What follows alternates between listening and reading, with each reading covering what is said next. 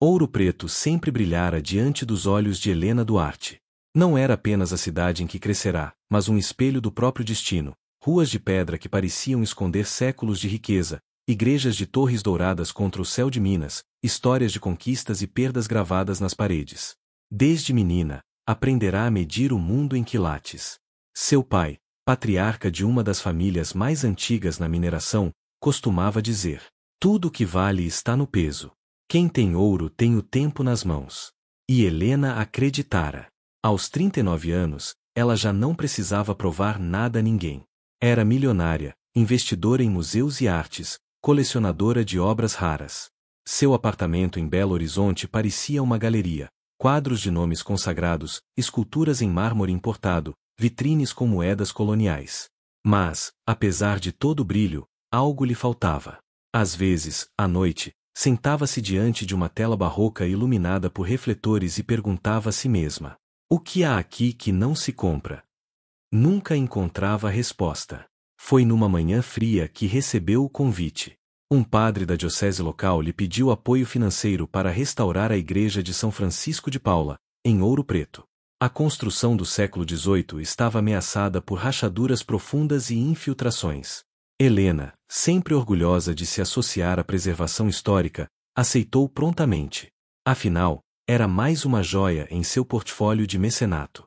Viajou até Ouro Preto em seu carro importado, subindo as ladeiras íngremes, ouvindo o som das pedras sob os pneus. Ao chegar, encontrou o casarão colonial que servia de escritório da equipe de restauração. Foi lá que a viu pela primeira vez. Clara. Não tinha nada de ostentoso. Usava calça de linho gasta, blusa simples, cabelos presos num coque desalinhado. Os olhos, porém, tinham a serenidade de quem sabe observar o invisível. Estava inclinada sobre um painel de madeira, limpando cuidadosamente um fragmento com pincel quase invisível. Helena Duarte? Perguntou sem erguer a voz, mas com firmeza. Que bom que veio. Eu sou Clara, responsável pela restauração. Helena estendeu a mão, esperando que a outra se apressasse em cumprimentá-la. Mas Clara, antes de aceitar, limpou delicadamente os dedos num pano de algodão, para não sujar a pele dourada da milionária. É um prazer, disse, finalmente, tocando-a de leve. Aquele gesto, pequeno e preciso, deixou Helena desconcertada. Caminharam juntas pela igreja em ruínas. As paredes descascadas, as pinturas desbotadas, o teto ameaçando cair. Helena olhava e via apenas degradação. Quanto tempo vai levar? Perguntou. Prática. Imagino que, com os recursos que disponibilizei, seja possível concluir em alguns meses. Clara riu baixinho, um riso que não era deboche, mas paciência. Meses? Senhora Duarte, só a primeira fase de estabilização leva 1 ano. Estamos falando de séculos de história. O tempo aqui não obedece a prazos de patrocinadores. Helena franziu o senho. Estava acostumada a relatórios rápidos, metas mensais, retornos imediatos.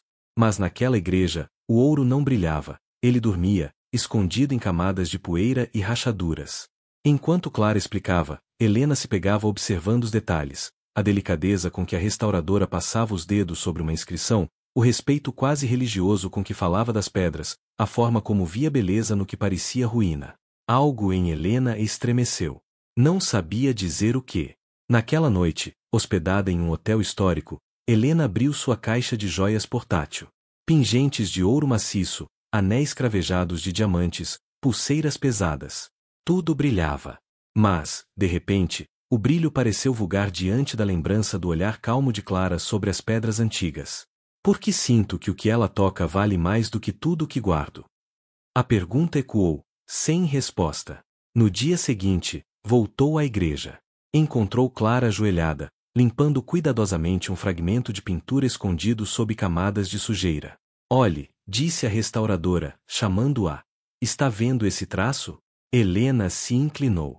Viu apenas um risco desbotado. É quase nada. É o começo de um anjo, respondeu Clara, sorrindo.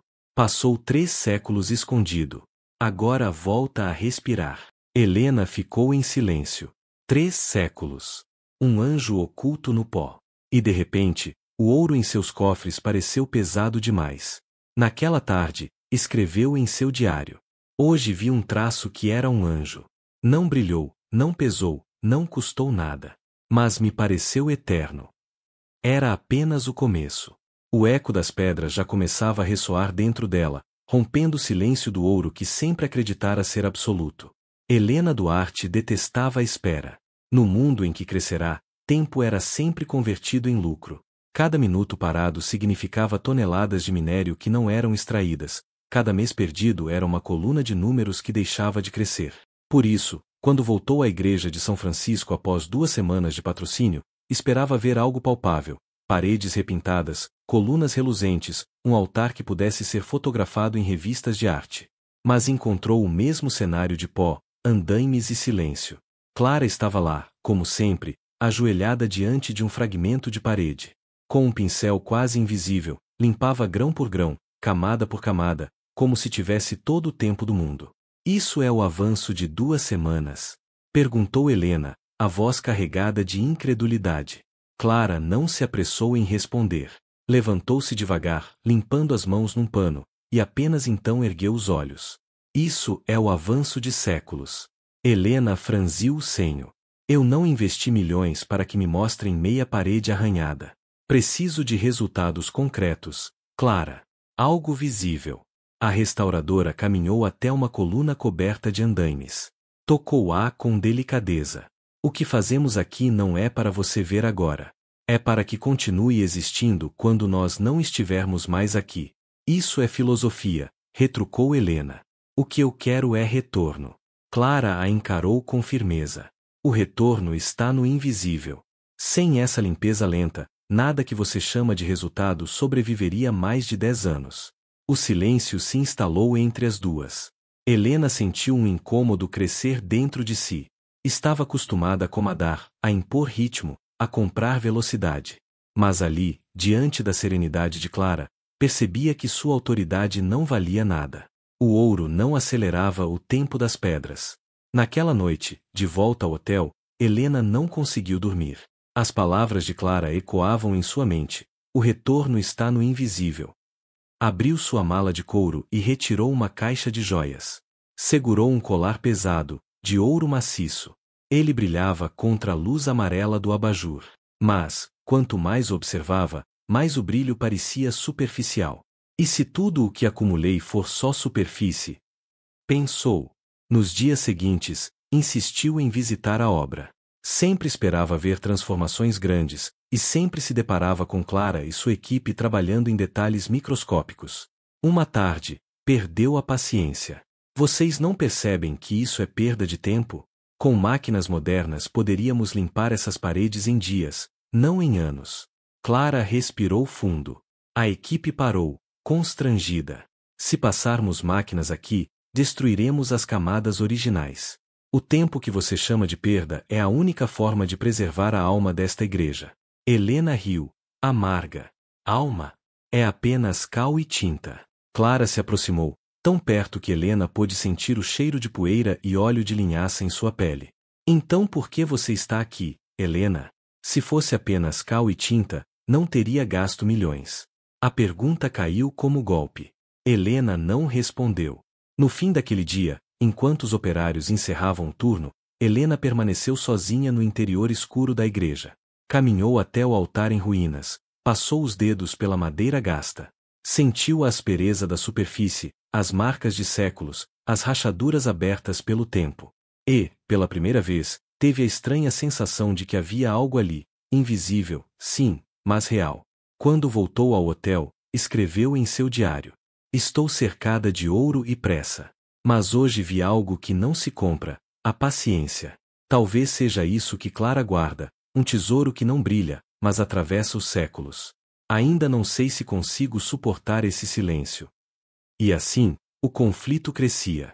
O ouro de Helena exigia pressa. Mas as pedras de Clara pediam silêncio. E em algum ponto entre os dois extremos, o amor começava a germinar. Helena Duarte nunca perderá uma negociação. Na infância, comprava silêncio de colegas com presentes importados. Na juventude, oferecia viagens em troca de lealdade. Na vida adulta, cheques milionários transformavam portas fechadas em corredores abertos. Nada lhe parecia impossível. Tudo tinha preço. Ou, pelo menos, sempre acreditara nisso. Clara, no entanto, parecia escapar dessa lógica. Quanto mais Helena observava, mais percebia que nada daquilo que costumava usar como arma tinha efeito. Clara não se impressionava com o carro importado estacionado à porta da igreja. Não comentava as bolsas de grife, nem os colares de ouro que Helena usava com naturalidade. Não se deixava intimidar por cifras. E, o mais desarmante, tratava Helena como se fosse apenas mais uma mulher diante das pedras, e não a milionária herdeira do ouro. Isso incomodava. E, em segredo, fascinava. Uma tarde, Helena decidiu testar os limites. Chegou ao canteiro de restauração com uma pequena caixa. Dentro, havia um pingente colonial em ouro, peça rara de colecionador. Entregou a Clara como quem oferece um segredo. Para você, disse, quase sorrindo. Pertenceu a uma igreja desta cidade. Achei que ficaria bem em suas mãos. Clara olhou o pingente em silêncio. Os dedos deslizaram sobre o metal frio. Depois, fechou a caixa e devolveu. É lindo, mas não é meu. Helena franziu o senho. Estou oferecendo a você. Eu sei. Mas não aceito. Por quê? Perguntou, irritada. Não confia em mim? Clara respirou fundo. Porque não quero que o ouro fale mais alto do que as palavras. O que me importa é o que estamos preservando aqui, não o que você pode me dar. A recusa atingiu Helena como um golpe no estômago. Ninguém recusava presentes dela. Ninguém. Sentiu o rosto arder de orgulho ferido. Você é ingênua, disse, tentando recuperar o controle. O mundo não funciona sem trocas. Clara a encarou com firmeza. Talvez o seu mundo. O meu é outro. Nos dias seguintes, Helena tentou de novo, de outras formas. Enviou flores para o escritório. Clara agradeceu, mas distribuiu entre os operários. Ofereceu financiar cursos internacionais de restauro. Clara recusou, dizendo que já tinha tudo o que precisava. Até convidou Clara para um jantar caro, em Belo Horizonte. A resposta foi um sorriso tranquilo. Prefiro comer pão de queijo na praça, vendo as pedras respirarem. Helena não sabia se sentia raiva ou encantamento. Naquela noite, diante do espelho dourado de seu quarto, retirou os brincos de diamante e os jogou sobre a penteadeira. Olhou para o próprio reflexo, tentando encontrar no rosto o brilho que sempre acreditara possuir. Mas o que viu foi cansaço. E um vazio que nenhum ouro preenchia. Se ela não se compra, então como se conquista? Pensou. Na manhã seguinte, voltou à igreja. Encontrou Clara no alto de um andaime, observando os detalhes de um afresco recém-limpo. A luz atravessava a janela e iluminava partículas de poeira no ar. Helena subiu os degraus devagar, até ficar ao lado dela. Por que você faz isso? Perguntou, num tom mais baixo do que de costume. Passa dias inteiros em silêncio, limpando um pedaço que ninguém vai notar. Clara sorriu, sem desviar os olhos do desenho. Porque eu sei que alguém, daqui a 100 anos, vai olhar para esse detalhe e sentir algo. Isso não tem preço. Helena engoliu em seco. Eu não sei viver assim. Sempre precisei ver resultados imediatos. Talvez por isso viva cercada de ouro e ainda sinta falta de alguma coisa. As palavras caíram como sentença. Helena não reagiu. Apenas ficou ali, ao lado de Clara, em silêncio. E, pela primeira vez, percebeu que havia valor em simplesmente estar. Naquela noite, escreveu em seu diário. Hoje tentei comprar o que não se vende. Descobri que o ouro pesa quando não encontra lugar para repousar. Clara não aceita meus presentes porque já tem algo que eu não possuo, leveza. O que será esse tesouro invisível? O ouro perderá parte de seu poder. E no vazio deixado por ele, algo novo começava a nascer. O som foi seco. Um estalo, como se a própria terra tivesse soltado um suspiro cansado. Em seguida, o estrondo. Poeira cobriu o ar, pedras se soltaram de uma das paredes laterais da igreja, andaimes balançaram como ossos frágeis. Helena, que estava no interior supervisionando de longe, sentiu o chão tremer sob seus saltos. O coração disparou. Correu instintivamente em direção ao barulho, gritando. Clara! Encontrou a restauradora coberta de pó, protegendo com o corpo parte de um painel ainda úmido de limpeza. Os operários corriam, tossindo, assustados. Helena agarrou Clara pelos ombros. Você está bem? Clara tossiu, mas assentiu. Só arranhões. O painel olhou para trás, onde fragmentos haviam caído. Perdemos uma parte que nunca mais se recupera. As palavras carregavam mais dor do que qualquer ferida física. Naquela noite, a igreja foi interditada para avaliação. Helena, no hotel, não conseguia dormir. O som do desmoronamento repetia-se em sua cabeça, como um lembrete cruel. Nada era eterno. Nem o ouro que herdara, nem as pedras que Clara amava. Rachaduras, até o que parecia sólido se desfaz. No dia seguinte, Clara reuniu a equipe. Explicou que parte da estrutura estava comprometida, que seria preciso reforçar os alicerces antes de continuar a restauração. Helena, ouvindo de longe, percebeu algo no tom de voz dela, uma tristeza profunda, mas também uma calma firme. Você fala como se aceitasse perder, disse, aproximando-se. Clara olhou, com os olhos ainda marcados pela noite mal dormida. Não se trata de aceitar perder. Trata-se de entender que nada dura para sempre. O que fazemos é prolongar, não congelar. Helena balançou a cabeça, inquieta. No meu mundo, tudo precisa durar. O império da minha família foi construído para resistir a gerações. E, ainda assim, vai ruir um dia, respondeu Clara, sem crueldade, apenas como constatação. A frase doeu mais do que Helena esperava. Porque era verdade. Naquela tarde, enquanto os engenheiros analisavam os danos, Helena encontrou Clara sozinha, sentada nos degraus da igreja, limpando as mãos ainda sujas de pó. Sentou-se ao lado dela, sem dizer nada por alguns minutos. Quando ouvi o barulho, começou Helena, a voz embargada, achei que tinha te perdido. Clara virou o rosto, surpresa pela sinceridade. Mas não perdeu. Estou aqui. Não entendo como consegue ser tão calma diante de uma perda irreparável. Clara sorriu de leve.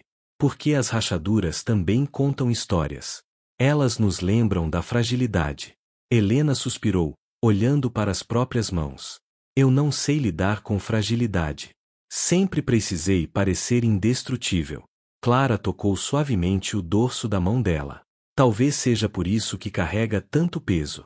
O gesto simples atravessou Helena como uma revelação.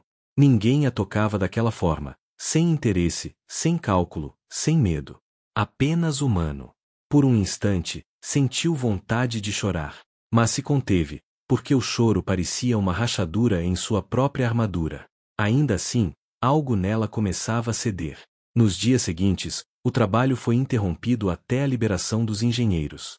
Helena permaneceu em Ouro Preto, algo que normalmente não faria.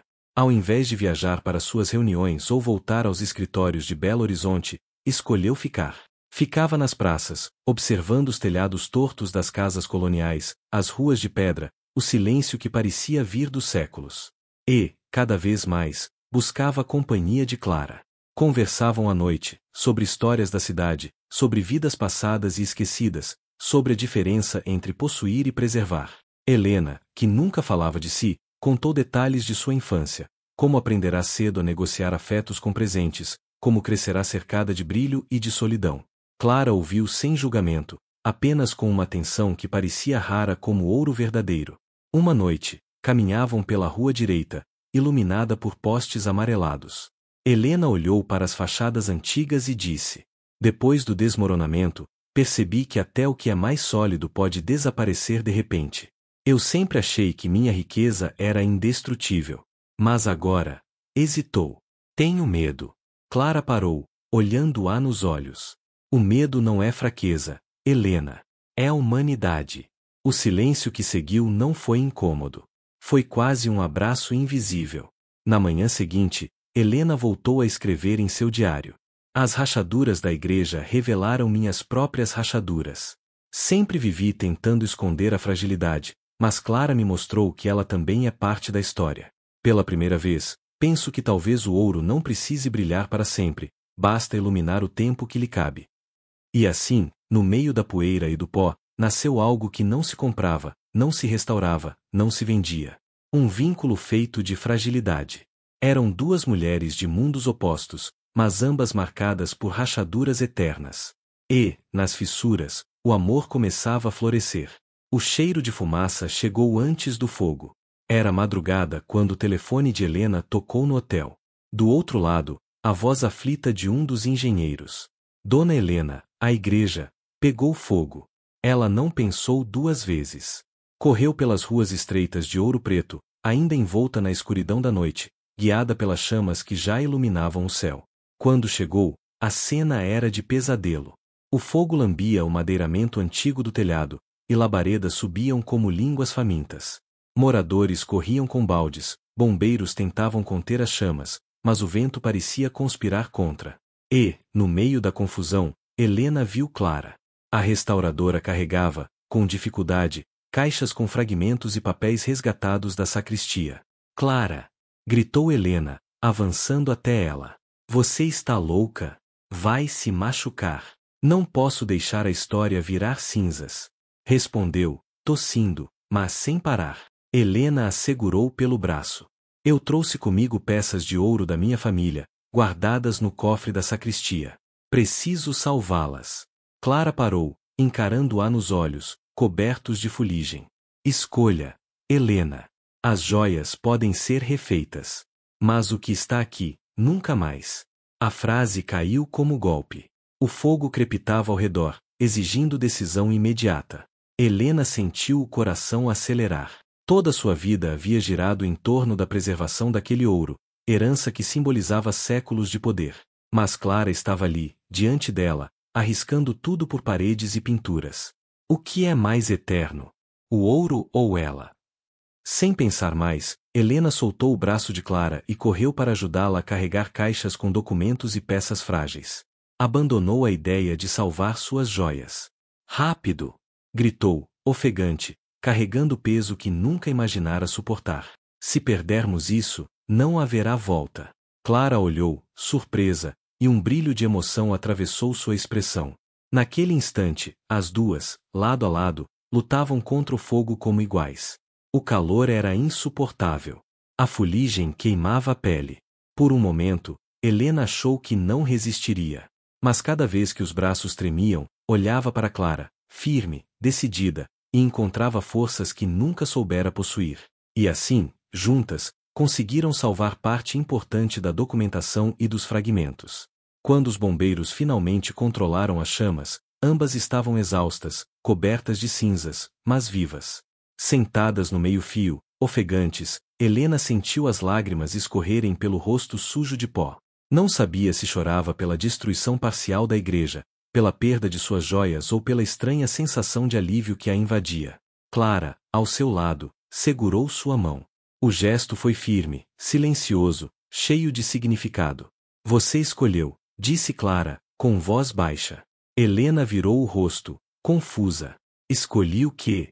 Escolheu a vida, a memória, e não o peso do ouro. Helena não conseguiu responder. Apenas apertou a mão de Clara com força, como quem segura uma âncora no meio da tempestade. Na manhã seguinte, caminhou entre os escombros fumegantes da igreja.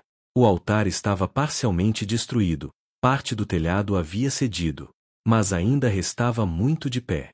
E, dentro de si, Helena percebia algo diferente. Uma leveza. Era como se, ao deixar suas joias para trás, tivesse libertado também o peso de uma herança sufocante. Naquela noite, escreveu em seu diário: o fogo levou parte do que acreditávamos eterno, mas também me mostrou que o ouro não é a chama que me guia. Clara é. Pela primeira vez, sinto que minha riqueza não está no que carrego nos cofres, mas no que compartilho em silêncio com ela. O ouro brilha, mas é o amor que ilumina. E assim, entre cinzas e fuligem, algo renascia. Não a perfeição da igreja, nem a frieza do ouro, mas um vínculo que sobrevivia ao fogo. Um amor em construção, feito de escolhas. E, naquele instante, Helena sabia, escolher Clara era escolher a vida. O cheiro de fumaça ainda impregnava as paredes da igreja de São Francisco. Os engenheiros haviam reforçado as estruturas, os andaimes voltaram a se erguer, e a restauração recomeçava lentamente, entre poeira e murmúrios. Mas havia algo diferente naquele espaço. Não apenas as rachaduras expostas pelo fogo, nem os buracos deixados pelo telhado. Era como se a própria igreja tivesse ganhado uma respiração nova, mais frágil, mais verdadeira. Helena sentia o mesmo dentro de si. Na manhã em que voltou ao interior da nave, estava sozinha. A luz atravessava as frestas do teto queimado e iluminava partículas suspensas no ar. Ela caminhou devagar, deixando os saltos ecoarem pelo chão de pedra. No altar parcialmente intacto, parou. Passou a mão pela superfície chamuscada e fechou os olhos. Tudo o que herdei, ouro, títulos, poder, nada resistiria a um incêndio. Mas o que vivemos aqui, entre cinzas, sobrevive dentro de mim. Foi quando ouviu passos leves atrás de si. Clara se aproximava, com o mesmo avental gasto, as mãos marcadas pelo trabalho, o rosto iluminado pela serenidade que Helena tanto invejava, e agora admirava. O que faz aqui sozinha? Perguntou Clara, com um sorriso pequeno. Precisava ouvir este silêncio, respondeu Helena. É como se a igreja falasse mais quando ninguém fala. Clara concordou com um leve aceno. Às vezes, o silêncio é a forma mais alta de oração. Ficaram lado a lado, em frente ao altar ferido. O silêncio, longe de ser vazio, os envolvia como um manto. Helena respirou fundo. Sabia que havia chegado o momento de dizer aquilo que vinha crescendo dentro dela desde o primeiro encontro. Clara, começou, hesitante, como quem pisa em terreno instável. Passei a vida inteira acreditando que podia comprar tudo. Que o ouro era a resposta para qualquer vazio. Clara olhou com atenção, sem interromper. Mas aqui, com você, Helena continuou, percebi que o ouro não preenche. Ele pesa. O que me sustenta, o que me ilumina, não tem preço. A voz falhou. Ela respirou fundo, e as palavras saíram baixas, quase um sussurro. Eu escolho você. O silêncio que seguiu foi denso, mas não desconfortável. Clara não desviou os olhos. Apenas se aproximou um pouco mais, até que os rostos ficaram a poucos centímetros. Escolher alguém é mais difícil do que herdar fortunas, disse ela, com ternura. Mas também é o que dá sentido a tudo. E então, sem pressa, pousou a mão no rosto de Helena. O toque foi suave, mas carregado de certeza. Helena fechou os olhos. Sentiu o peso de séculos dissolver-se em segundos. E, naquele altar marcado por fogo e cinzas, se beijaram pela primeira vez. O beijo não era de conquista, nem de urgência. Era de entrega. De duas mulheres que haviam atravessado barreiras, preconceitos internos e silêncios para finalmente se reconhecerem. Quando se afastaram, Clara manteve a mão no rosto de Helena. O ouro pode até resistir ao tempo, disse, mas é o amor que o torna eterno. Helena sorriu, com lágrimas escorrendo sem vergonha. Pela primeira vez, sinto que sou verdadeiramente rica. Nos meses seguintes, a restauração avançou. A igreja nunca voltou a ser exatamente como antes, as marcas do incêndio permaneceram. Mas era isso que a tornava ainda mais bela. Helena e Clara, lado a lado, aprenderam a conviver com as próprias marcas também. As rachaduras do passado, a rigidez do orgulho, a pressa da riqueza, tudo isso se transformará em matéria-prima de um amor paciente, feito de silêncios partilhados. No dia da reabertura parcial ao público, quando os sinos tocaram e a cidade se encheu de visitantes, Helena caminhou discretamente até um canto da nave. Observou Clara, explicando aos curiosos o processo de restauração, com paixão nos olhos. E, ao vê-la ali, iluminada pela mesma luz que atravessava o teto marcado, Helena soube. O ouro da sua vida não estava mais nos cofres da família.